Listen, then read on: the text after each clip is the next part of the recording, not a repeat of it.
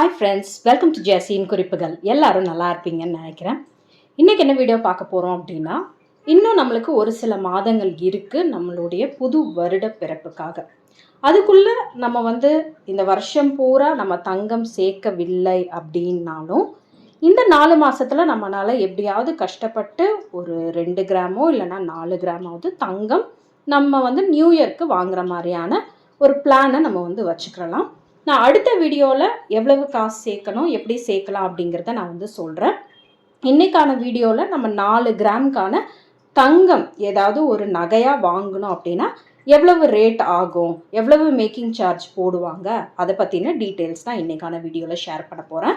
இந்த மாதிரி நான் நிறைய வீடியோஸ் நான் போட்டிருக்கேன். சேவிங்ஸ், காசு எப்படி சேமிக்கணும், நகைகள் எப்படி சேமிக்கணும், கோல்டு காயின்ஸ்னால் எப்படி சேமிக்கணும் அப்படின்னு சொல்லிட்டு கண்டிப்பாக போய் அதுக்குன்னு தனித்தனி பிளேலிஸ்ட் இருக்குது, செக் பண்ணி பாருங்கள். உங்களுக்கு பிடிச்சிருக்கு அப்படின்னா கண்டிப்பாக இந்த சேனலுக்கு சப்ஸ்கிரைப் பண்ண மறக்காதீங்க. இந்த வீடியோவை பார்த்துட்டு உங்களுக்கு பிடிச்சிருக்கு அப்படின்னா கண்டிப்பாக ஒரு லைக்கும் கமெண்ட்டும் பண்ணுங்கள். எப்பயும் போல் ஒரு கோட்டோட இந்த வீடியோவை ஆரம்பிக்கலாம். If you don't have gold or silver, you really don't have any money. எல்லாருக்குமே டிமானிட்டைசேஷன் ஞாபகம் இருக்கும். அந்த நேரத்தில் நம்மக்கிட்ட இருக்கிற காசை செலவு பண்ண முடியாமல் நிறைய பேர் கஷ்டப்பட்டோம். நிறைய பேர்கிட்ட அவசரத்துக்கே ஏதோ ஒரு விஷயம் அப்படின்னா கூட அந்த காசை யூஸ் பண்ணாத லெவலுக்கு எடுத்துகிட்டு போயிட்டோம். ஆனால் இதே இது நம்மக்கிட்ட ஒரு தங்கமோ ஒரு வெள்ளியோ இருந்தது அப்படின்னா நம்ம அதை ஒரு கேஷாக நம்ம கன்வெர்ட் பண்ணி இருந்திருக்கலாம். அதே மாதிரி எப்பயுமே நம்ம காசை தான் எப்பயுமே யூஸ் பண்ணணும் அப்படின்றது கிடையாது. காசோட வேல்யூ இன்க்ரீஸ் ஆகிட்டே போகாது, கொஞ்சம் கம்மி ஆகிட்டே தான் வரும். அந்த காலத்தில் யூஸ் பண்ண 100 ரூபாயும் இப்போ நம்ம அதே அளவுக்கு 100 ரூபாய் இருக்கா?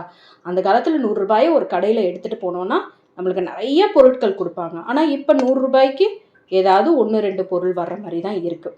எப்பயுமே நம்ம கையில் தங்கமோ வெள்ளியோ நம்ம கையில் வச்சுக்கிட்டோன்னா தான் அது நம்மளுக்கு காசை விட ஒரு அதிகமான வேல்யூ கொடுக்கும். ஏன்னா அதோடைய வேல்யூ இன்க்ரீஸ் ஆகிட்டே இருக்கும். ஒரு 10 வருஷத்துக்கு முன்னால் போய் பார்த்தீங்கன்னா தங்கத்துடைய விலையும் வெள்ளியோட விலையும் ரொம்ப ரொம்ப குறைவாக இருந்தது. ஆனால் இப்போ தங்கம் வெள்ளி வாங்குற மாதிரியான ஒரு நிலைமையே நிறைய பேருக்கு கிடையாது. ஒரு 1/2 கிராம் வாங்கணும் அப்படின்னாலும் ரொம்ப ரொம்ப கஷ்டப்படுறோம். முக்கியமாக பார்த்தீங்கன்னா ஒரு மிடில் கிளாஸ் மக்களோ இல்லைனா லோவர் மிடில் கிளாஸோ ரொம்ப கஷ்டப்படுறவங்களோ அந்த மாதிரி இருக்கிறவங்களாம் சிறுக சிறுக சேமித்து தான் நம்மளால் தங்கமோ வெள்ளியோ வாங்க முடியும். ஆனால் முக்கியமாக பார்த்தீங்கன்னா நம்மள மாதிரியான மிடில் கிளாஸ் மக்கள் தான், கஷ்டப்படுற மக்கள் கையில் தான் காசை விட தங்கமும் வெள்ளியும் நம்ம சேர்த்து வச்சுக்கிறணும். அப்போ தான் நம்மளுக்கு அது ஒரு இன்வெஸ்ட்மெண்ட்டாகவும் இருக்கும். ஏன்னா நம்ம சும்மா அதை பூட்டி வச்சிருந்தாலும் தங்கத்துடைய விலை அதிகமாகிட்டே இருக்கும். காசுடைய விலை அது மாதிரி இருக்காது. 100 ரூபாய்க்கு நம்ம ஒரு உண்டியலில் போட்டு வச்சோன்னா அது 100 ரூபாயாவே தான் இருக்கும். ஆனால் தங்கத்தை நம்ம ஒரு கிராம் வாங்கி நம்ம வீட்டில் வச்சுருந்தாலும் நீங்கள் எடுத்துகிட்டு போய் கடையில் அடகு வைக்கணுமோ இல்லைனா விற்கணுன்னாலும் அதோடைய விலை அதிகமாக இருக்கும். அதனால் எல்லாருமே தங்கத்துலேயும் வெள்ளியிலையும் இன்வெஸ்ட் கண்டிப்பாக படுங்க. நீங்கள் நகைகளாக தான் வாங்கி வைக்கணும் அப்படிங்கிற அவசியம் கிடையாது. நீங்கள் காயின்ஸாகவும் வாங்கி வச்சுக்கலாம். ஸோ இன்றைக்கான ஜிஆர்டியில் நான் 1 கிராம் தங்கத்துக்கு என்ன விலை அப்படிங்கிறத எழுதியிருக்கேன். இன்றைக்கி 6695 ரூபாய். ஸோ 4 கிராமில் நம்ம என்ன மாதிரி விஷயங்கள்லாம் வாங்கலாம்? 4 கிராமில் நீங்கள் ஒரு கம்மல் வாங்கலாம், இல்லைனா நீங்கள் ஒரு செயின் வாங்கிக்கலாம், உங்களுடைய விருப்பம் தான். மோதிரம் வாங்கலாம். அதை நீங்கள் எந்த மாதிரியான கடையில் வாங்குறீங்களோ அதை பொறுத்து தான் உங்களுக்கு வேஸ்டேஜும் மேக்கிங் சார்ஜுமே இருக்கும். நல்ல கடையாக நீங்கள் பார்த்து வாங்கிக்கோங்க. ஏன்னா நிறைய இடத்துல நிறைய காப்பரை இதில் கலந்து வெளியிலேருந்து பார்க்கும்போது அது தங்க நகைகளாக தெரியும். ஆனால் உள்ளே அதுக்கப்புறமா போய் வேறு ஏதாவது கடையில் போய் அடகு வைக்கிறதுக்கோ பேங்க்கில் போய் அடகு வைக்கிறதுக்கோ விற்கிறதுக்கோ போய் பார்க்கும்போது தான் தெரியும் நம்மளுக்கு அதில் தங்கம் குறைவாக இருக்குது, அதோடைய அந்த காப்பர் கலப்படம் ரொம்ப அதிகமாக இருக்குது. ஸோ நல்ல கடையாக பார்த்து வாங்கிக்கோங்க. ஸோ நீங்கள் 4 கிராம் வாங்கணும் அப்படின்னு பார்த்தீங்கன்னா கிட்டத்தட்ட உங்களுக்கு 26,780 ரூபாய் வரும். நான் மினிமமான ஒரு வேஸ்டேஜ் உங்களுக்கு 8%லேருந்து கூட வேஸ்டேஜ் வரும். ஒரு டிசைனை பொறுத்தும் உங்களுக்கு அந்த வேஸ்டேஜ் மாறுபடும். நான் சிம்பிளாக ஒரு 12% அப்படின்னு சொல்லிட்டு நான் போட்டிருக்கேன். இது நம்மளுக்கு சேதாரம். ஸோ அது இந்த அமௌண்ட்டுக்கு தான் நாங்கள் போடுவோம். ஸோ 3214 ரூபா. இந்த அமௌண்ட்லேருந்து நம்மளுக்கு வந்து மேக்கிங் சார்ஜுன்னு ஒரு சில நேரம் வந்து விஏ நம்ம பில்லுலலாம் பார்த்தீங்கன்னா விஏ அப்படின்னு சொல்லிட்டு மொத்தமாக வந்து போட்டுருவாங்க 18%, 21% மாதிரி அவங்களோட அதுலேயே வந்து மேக்கிங் சார்ஜ் எல்லாமே வந்து இன்க்ளூட் ஆகிட்டுருக்கோம். நான் வந்து உங்களுக்கு கொஞ்சம் புரியணுமே அப்படின்றதுக்காக மேக்கிங் சார்ஜை வந்து நான் தனியாக வந்து போட்டிருக்கேன். அதே மாதிரி மேக்கிங் சார்ஜ் அப்படின்னு பார்த்தீங்கன்னா கையில் செய்கிற நகைகளுக்கு உங்களுக்கு மேக்கிங் சார்ஜ் கொஞ்சம் அதிகமாக இருக்கும். மிஷின் கட்டுன்னு சொல்லுவாங்க, அந்த மாதிரியான நகைகளுக்கு மேக்கிங் சார்ஜ் கொஞ்சம் குறைவாக இருக்கும். மேக்கிங் சார்ஜ் நான் மினிமமான ஒரு அமௌண்ட்டு தான் போட்டிருக்கேன், 3000 ரூபாய். இதை விட குறைவாகவும் இருக்கலாம், அதிகமாகவும் இருக்கலாம். ஒரு சில கடைகளில் மேக்கிங் சார்ஜ் வந்து அடிஷ்னலாக போடாமல் அந்த வேஸ்டேஜோடையே சேர்ந்து நம்மளுக்கு எக்ஸ்பிளைன் கூட பண்ண மாட்டாங்க. நம்ம பில்லு வாங்கும்போது எது எதுக்கு போட்டிருக்காங்க, ஆட் பண்ணியிருக்காங்க அப்படிங்கிறதே நம்மளுக்கு வந்து தெரியாது. அந்த லெவலில் வந்து போட்டிருப்பாங்க. 3% ஜிஎஸ்டி கண்டிப்பாக எல்லாருமே வந்து பே பண்ணணும்.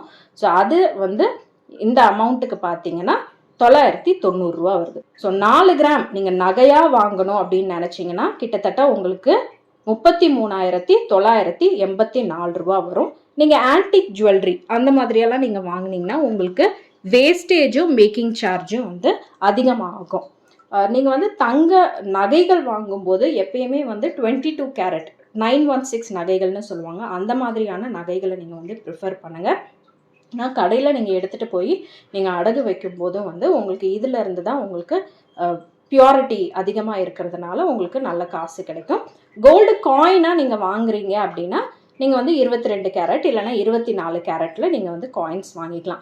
டைமண்ட் ஜுவல்லரி வைர நகைகளுக்கு போகிறீங்க அப்படின்னா உங்களுக்கு 22 கேரட்டில் கிடைக்காது, 18 கேரட்டு, 16 கேரட்டு, 14 கேரட்டு அந்த மாதிரி வந்து கிடைக்கும். இப்போ நீங்கள் வந்து டைமண்ட்ஸ் வைர இது வந்து கல் இல்லாமல் சாதா கல் நீங்கள் வச்சு வாங்கினீங்கன்னா அந்த கல்லுக்குன்னு தனியாக வந்து ரேட்டு போடுவாங்க. நீங்கள் இப்போ நான் போட்டு காமிச்சிருக்கேன் இல்லையா, இதில் வந்து இந்த கோல்டு வெறும் கோல்டுக்கான அமௌண்ட்டை தான் நான் வந்து போட்டு காமிச்சிருக்கேன். நீங்கள் வந்து இந்த கல் வச்ச நகைகள் வாங்கினீங்கன்னா கல்லுக்குன்னு தனியாக ஒரு ரேட்டு போட்டு அதை வந்து கொடுப்பாங்க. அது வந்து எக்ஸ்ட்ராவாக இருக்கிற மாதிரி இருக்கும். நீங்கள் வந்து முக்கால்வாசி நீங்கள் அந்த கல் வச்ச நகைகளை நீங்கள் விற்கும் போது அந்த கல் எல்லாத்தையுமே எடுத்துகிட்டு அதுக்கு வந்து சார்ஜ் எதுவுமே அவ்வளோவா பண்ண மாட்டாங்க. அந்த தங்கத்துடைய விலையை தான் உங்களுக்கு வந்து கொடுப்பாங்க. நீங்கள் அடகு வைக்கும் போதும் வந்து கொஞ்சம் கல் வச்ச நகைகள்லாம் கொஞ்சம் யோசிப்பாங்க.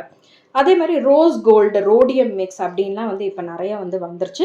அந்த மாதிரி கூட நீங்கள் வந்து வாங்கிக்கலாம். இது எல்லாமே வந்து ஒரு இன்வெஸ்ட்மெண்ட்டுக்காக யோசிக்காதீங்க. இன்வெஸ்ட்மெண்ட் அப்படின்னு யோசிச்சிங்கன்னா ஒன்று நீங்கள் வந்து ஆன்லைனில் இந்த மாதிரியான கோல்டு சம்மந்தப்பட்ட விஷயங்கள் இருக்குது, அதில் நீங்கள் இன்வெஸ்ட் பண்ணலாம். அப்படி இல்லைனா தங்க நகைகள், இல்லைனா தங்க காயின்ஸ், இல்லைனா சில்வர் காயின்ஸ், சில்வர் பார்ஸ் இந்த மாதிரி விஷயங்களை நீங்கள் வந்து இன்வெஸ்ட் பண்ணுங்கள். சும்மா நம்ம வந்து வீட்டில் போடுறதுக்கு நம்ம நல்லா இருக்கணுமே அந்த மாதிரி நினச்சிங்கன்னா நீங்கள் இந்த ரோஸ் கோல்டு, ரோடியம் இந்த மாதிரிலாம் நீங்கள் வந்து வாங்கிக்கிறலாம். இப்போ கோல்டு காயின் மட்டுமே நீங்கள் வாங்கி சேமிக்கிறீங்க அப்படின்னா அதுக்கு வந்து அவங்க வேஸ்டேஜ் எதுவுமே வந்து போட மாட்டாங்க, மேக்கிங் சார்ஜ் மட்டும்தான் போடுவாங்க. ஒரு கிராமுக்கும் வந்து வித்தியாசப்படும். இப்போ 1 கிராம் வாங்கினீங்கன்னா அதுக்கு வந்து ஒரு 100 ரூபாய், 150 ரூபாய் அந்த மாதிரி மேக்கிங் சார்ஜ் இருக்கும். ஒரு 4 கிராம் 3 கிராம் மேலே வந்து வாங்குறீங்க அப்படின்னா உங்களுக்கு ஒரு கிட்டத்தட்ட ஒரு 300 ரூபாய் வந்து உங்களுக்கு மேக்கிங் சார்ஜுன்னு போடுவாங்க. அதோடு சேர்த்து நம்மளுக்கு வந்து அந்த 3% ஜிஎஸ்டி எப்பயும் போல் இருக்கும். ஸோ 4 கிராம் காயினாக நீங்கள் வாங்குறீங்க அப்படின்னா இன்றைக்கான விலையில் பார்த்தீங்கன்னா 27,892 ரூபா வரும். ஸோ எப்பயுமே வந்து கோல்டு காயினுடைய விலை வந்து ஏன் கம்மியாக இருக்குது அப்படின்னு பார்த்தீங்கன்னா நம்மளுக்கு அதில் வந்து சேதாரம் வந்து போட மாட்டாங்க, செய்கூலி ரொம்ப குறைவாக இருக்கும். நகைகளாக வாங்கும்போது தான் நம்மளுக்கு செய்கூலி சேதாரம் எல்லாமே வந்து போடுவாங்க. அதனால் நகையாக வாங்கும்போது நம்மளுக்கு வந்து விலை கொஞ்சம் அதிகமாக இருக்கும். ஸோ இன்வெஸ்ட்மெண்ட்காக மட்டும் நீங்கள் வந்து சேமிக்கிறீங்க அப்படின்னா காயின்ஸ் அந்த மாதிரி வந்து இன்வெஸ்ட் பண்ணுங்கள். நீங்கள் போடுறதுக்காக இல்லைனா ஃப்யூச்சரில் உங்கள் பிள்ளைகளுக்காக நீங்கள் சேர்த்து வைக்கிறீங்க இப்போ இருந்தே நகையா அப்படின்னா நீங்கள் நகைகள் மேலே வந்து இன்வெஸ்ட் பண்ணிக்கலாம். இந்த 4 கிராமுக்கு நம்ம எப்படி வந்து காசு சேமிக்கலாம் அப்படிங்கிறத இன்னொரு வீடியோவில் நான் வந்து சொல்கிறேன். ஸோ இது பார்த்திங்கன்னா சாம்பிளுக்கு நான் வந்து உங்களுக்கு காட்டுறேன். இது நிறைய வருஷத்துக்கு முன்னால் நான் வந்து ஜிஆர்டியில் நான் வந்து வாங்கினது. இது எந்த மாடல் வேணால் வாங்கிக்கலாம். இது வந்து கொஞ்சம் ஓல்டு மாடல் ஆகிடுச்சு. இது வந்து 4 கிராம். ஸோ 4 கிராமில் நீங்கள் வந்து வாங்கி வச்சுக்கலாம், எப்போ வேணால் நீங்கள் வந்து யூஸ் பண்ணிக்கிற மாதிரி இருக்கும். இதை வந்து நான் அவ்வளோவா வந்து யூஸ் பண்ணுறது கிடையாது. பட் இந்த மாதிரி நீங்கள் வந்து எப்பயுமே கம்மலோ இல்லைனா வந்து செயினோ பிரேஸ்லெட்டோ எது வேண்டாம் நீங்கள் வந்து 4 கிராமில் என்ன கிடைக்கும் அப்படிங்கிறத வந்து யோசிக்காதீங்க. கண்டிப்பாக 4 கிராமில் நிறைய ஆப்ஷன்ஸ் இருக்குது. நீங்கள் வந்து கடையில் போய் பார்த்தீங்கனாலே உங்களுக்கு வந்து தெரியும்.